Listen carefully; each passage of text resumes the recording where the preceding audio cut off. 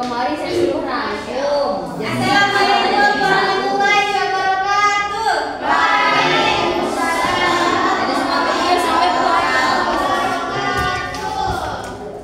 Oke, baik.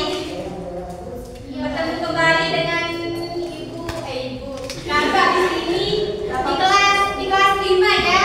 Oke. Ya, turun lagi. Turun kelas. Oke, sebelum kita mulai pembelajaran kita pada sore hari ini, marilah kita sama-sama berdoa terlebih dahulu. Siapa ketuanya di sini? Saya. Siapa? Saya, Bu.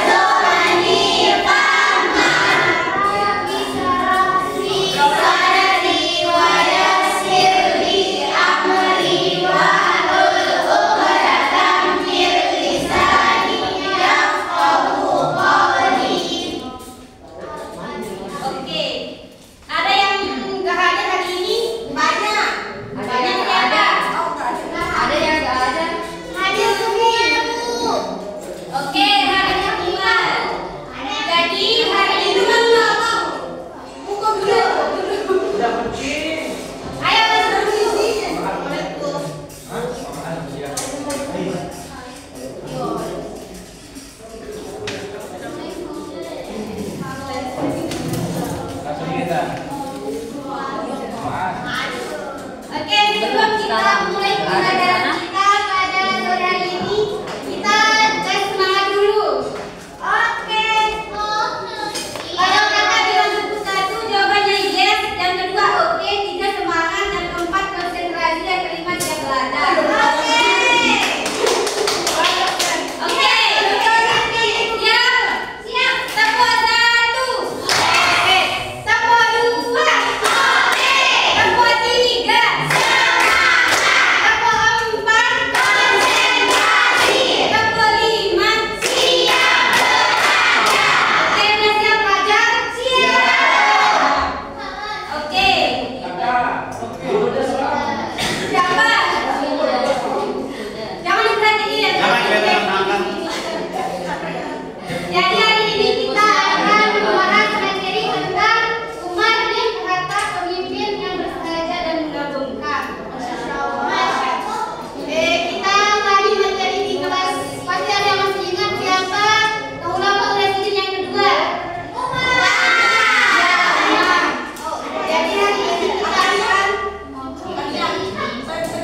diam dulu, dengerin. Jadi tujuan kita untuk mempelajari kisah Umar bin Khattab yaitu kita bisa mengetahui peran Umar bin Khattab dalam penyebaran Islam. Yang kedua, kita bisa meneladani sikap kepemimpinan, keadilan, dan ketegasan Umar bin Khattab dalam kehidupan sehari-hari. Oke, jadi hari ini kita akan belajar menggunakan video. Ya. Hari ini kita akan belajar menggunakan video basic learning. Jadi tolong diperhatikan ya videonya. Oke, Bu. Oke, Kak. Oke, Kak. Sebelum kita lanjut video, saya sarankan untuk adik-adik mengeluarkan kertas dan pulpennya, karena setelah kita menonton video akan ada beberapa pertanyaan.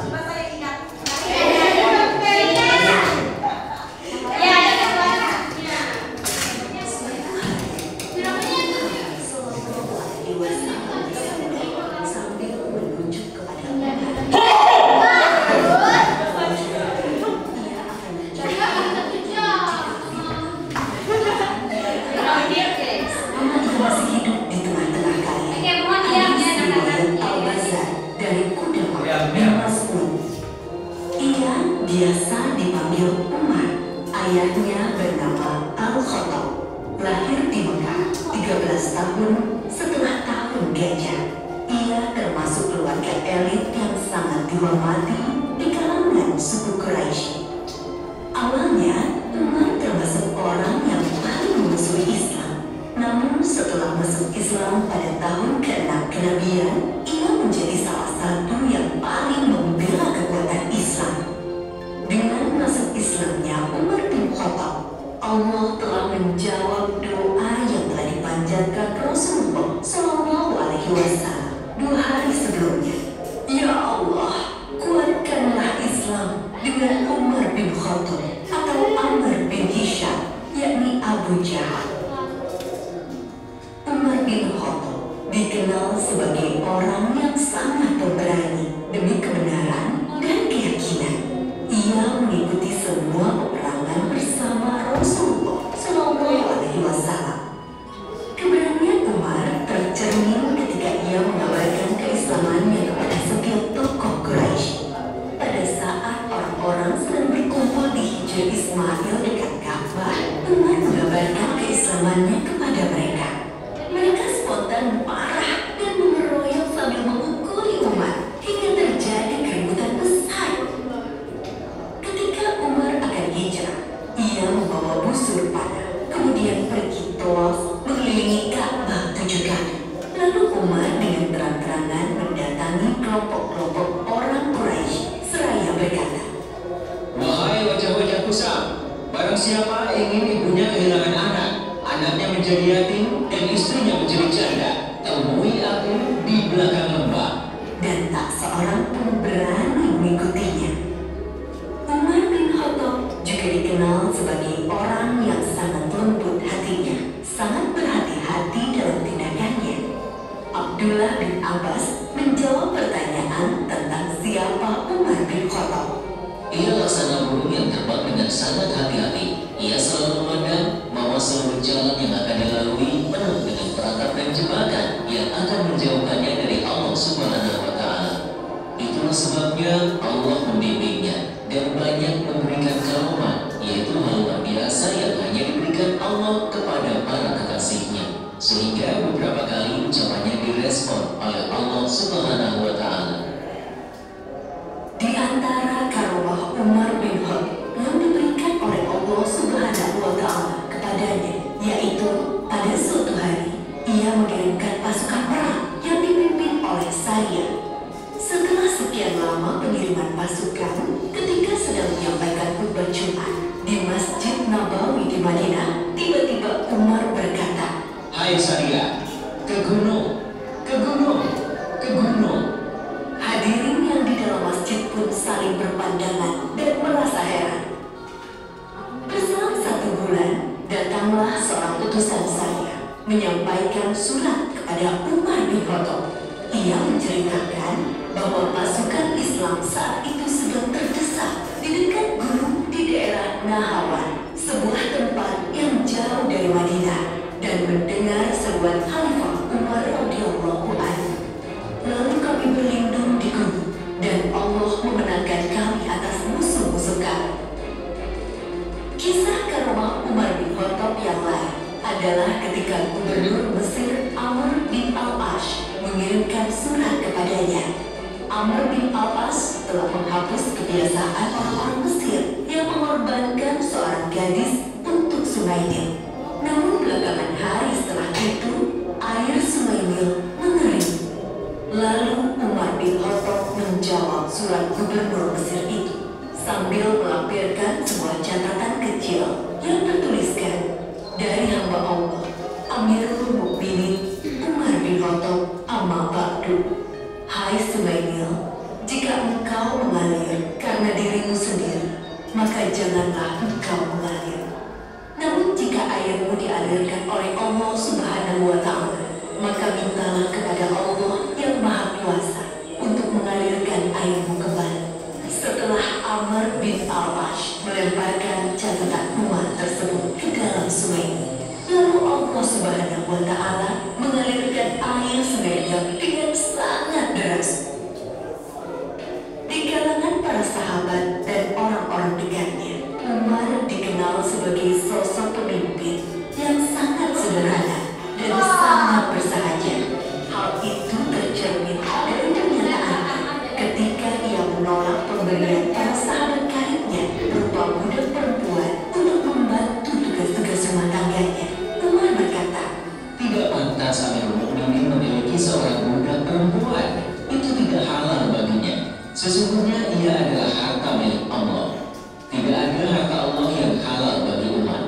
selain 2 style pakaian, setelan untuk musim dingin dan setelan untuk musim panas. Dan aku tidak pernah memakai pakaian itu untuk berhaji atau umroh.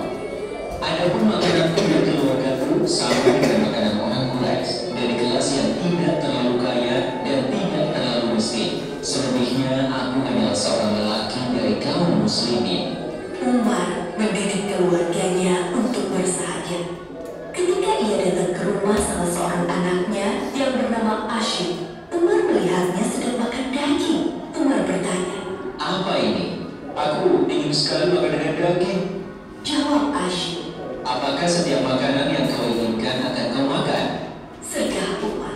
Sungguh, seseorang dianggap sebagai pemboros jika ia selalu menuruti apa yang diinginkannya. Ibu Umar. Bahkan Umar mengharuskan para pejabatnya untuk bersikap sederhana dan bersahaja. Jika Umar mengangkat seorang pejabat negara, ia menuliskan kontrak politik. Isinya sang pejabat tidak boleh hidup di atas standar masyarakat umum, baik kendaraan, pakaian, maupun makanan. Umar memegang jabatan khalifah, yaitu pemimpin tertinggi umat Islam, berdasarkan wasiat dari Abu Bakar Asy'ari pada tahun 13 Hijriah.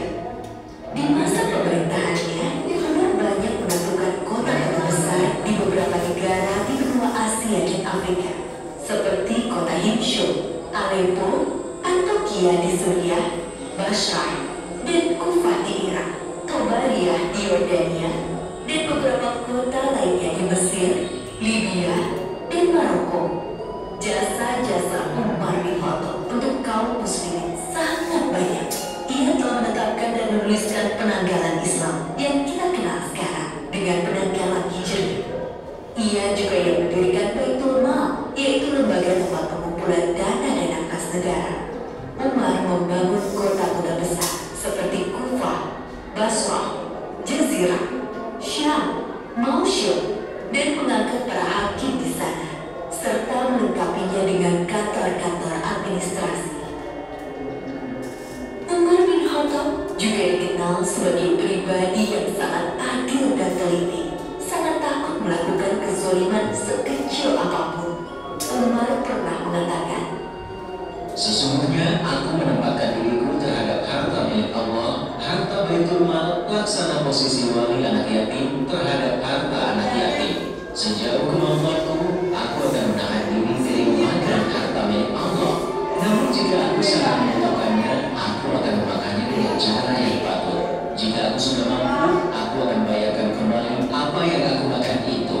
bahkan ketika ia sakit dan hendak menyampaikan upahnya, para hadirin mengabarkan bahwa obat dari sakitnya itu adalah madu yang ada di Baitul Mal. Umar berkata, "Kalau kalian mengizinkanku untuk mengambilnya, akan aku ambil. Kalau tidak, maka menyatakan benda itu haram untukku." Umar bin Khattab adalah pemimpin yang sangat sayang dan peduli dengan rakyat yang dipimpinnya. Seperti biasanya, Umar keluar malam untuk melihat keadaan rakyatnya. Di tengah perjalanan, ia mendengar suara seorang wanita yang melantunkan bait syair kerinduan kepada suaminya yang bertugas jihad di jalan Allah. Lalu ia bergegas pulang dan meminta pendapat putrinya Hafsah. Seberapa lama seorang wanita sanggup menahan kerinduan terhadap suami? Setelah mendapat jawaban dari Hafsah, ia segera menulis surat kepada para panglima yang bertugas di medan perang untuk memulangkan para pasukan mujahidin ke rumahnya setelah bertugas selama 4 bulan. Umar bin Khattab meninggal pada tahun 20 Hijriah ketika hendak memimpin sholat subuh. Ia ditikam oleh seorang budak Majusi dari Persia yang merasa diperlakukan tidak adil dan dendam dengan Umar. Ia bernama Abu Lu'lu'ah. Menjelang ajalnya tiba, Umar berkata, "Ketahui, sesungguhnya aku ingin keluar dari dunia ini dengan timbangan yang seimbang, tidak terlalu memberatkanku dan juga tidak terlalu meringankanku. Ia melanjutkan, Andaikan aku memiliki emas sebesar bumi, niscaya akan kupakai sebagai tebusan dan melihat perjalanan yang akan kuhadapi. Adapun persoalan diarahkan oleh Utsman bin Affan, Ali bin Abi Thalib, Zubair bin Awam, Abdurrahman bin Auf, Sa'ad bin Abi Waqqas, dan Thalha bin Ubaidillah.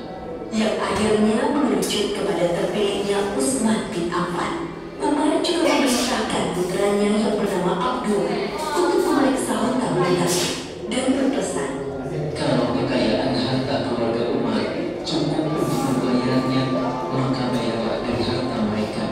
Namun, jika tidak mencukupi, maka mintalah dari Bani Adi. Kalau masih tidak mencukupi, maka mintalah dari orang-orang Quraisy.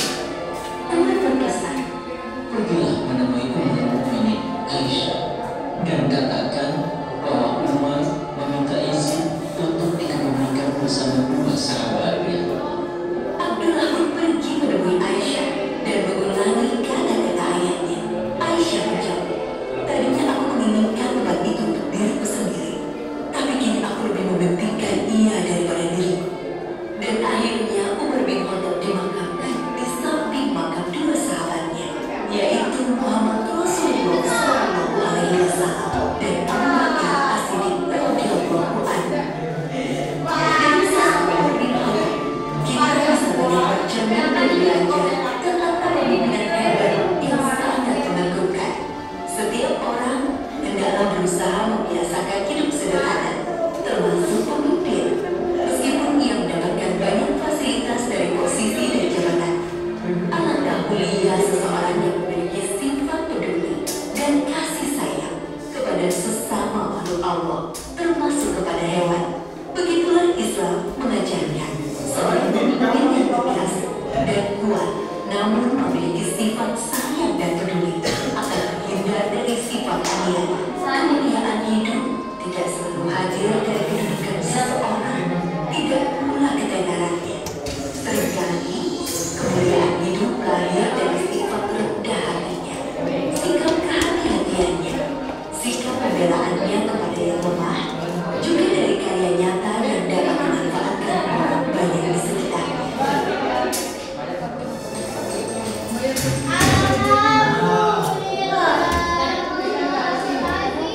Dari video tadi, apa saja yang adik-adik ketahui tentang Umar bin Khattab? Mulai dari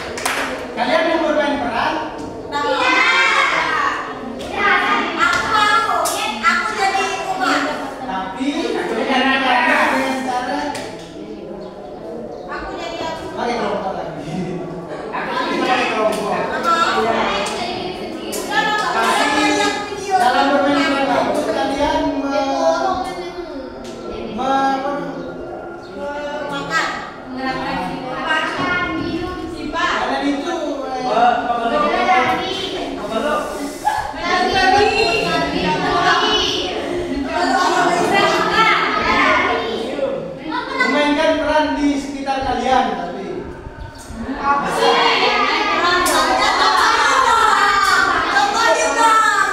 Iya tebak-tebakan. Maksudnya kan saya ceritakan, misalnya pada saat membeli gorengan, contohnya siapa ya? Mobil Wahyu membeli gorengan. Uangnya 2.000 tapi diambil 5. Nah, tiba-tiba ada melihat dia, lalu menegur Adut. Nah, sifat apa yang dimiliki Adel? Ada yang bisa jawab? Jujur. Sifat apa yang dimiliki Adel? Siapa yang bisa? Apa? Jujur. Dari mana ada jujur?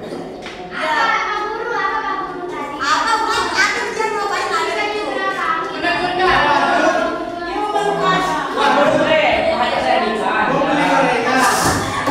Uangnya 2.000 diambil 5. Harganya 1.000-an. Ya. Tiba-tiba ada melihat Wahyu itu curang. Lalu ada menegur Wahyu. Sifat apa yang dimiliki Adel?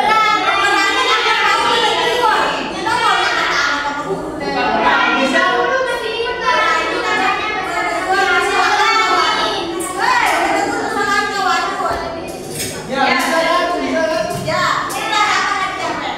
Belum. Coba balikan. Nah, contoh selanjutnya.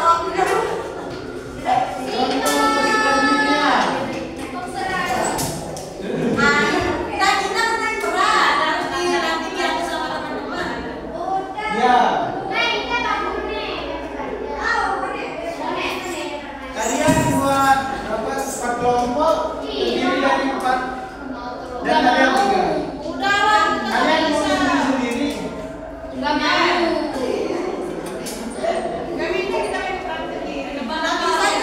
Baik, kita akan tebak-tebakan saja sudah ya.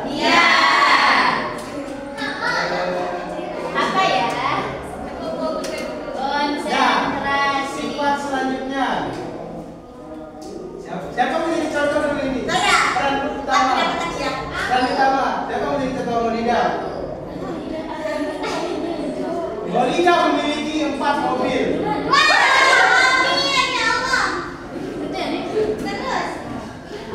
Dan rumahnya sangat mewah. Tapi circle-nya itu orang biasa-biasa saja. Bahkan kalau dia bersekolah, dia pakai ojek. Benar. Sikap apa yang dimiliki Molida? Sama. Kenapa Molida?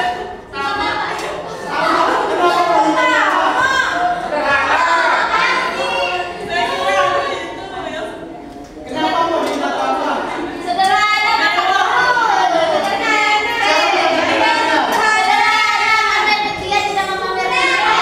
Karena semua yang jawab tidak ada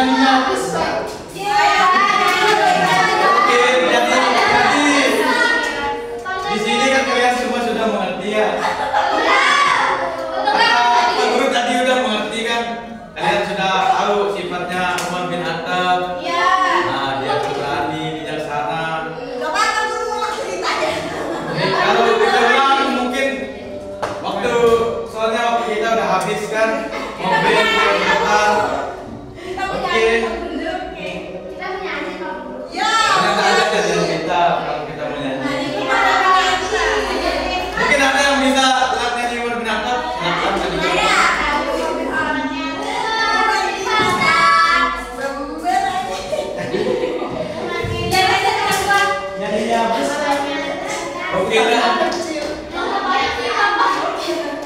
Jadi sudah. Oke, kita akan berdoa.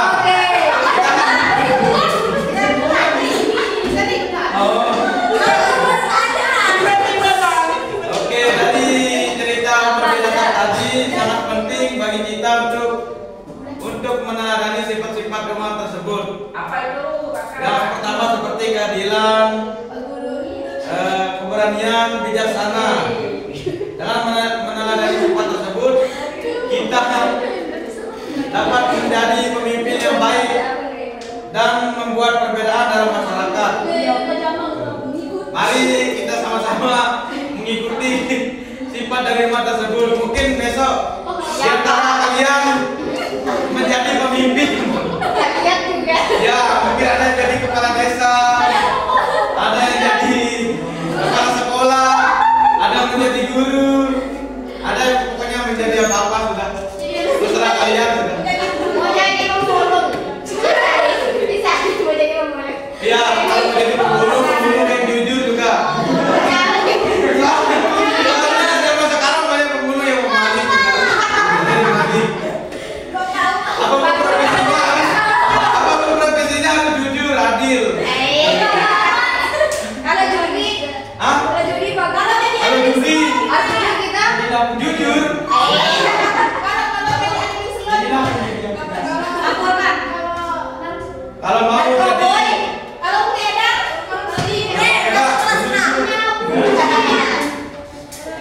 Oke sudah ya. ya. Oke kita tutup hari ini Alhamdulillah. dengan membaca Alhamdulillah.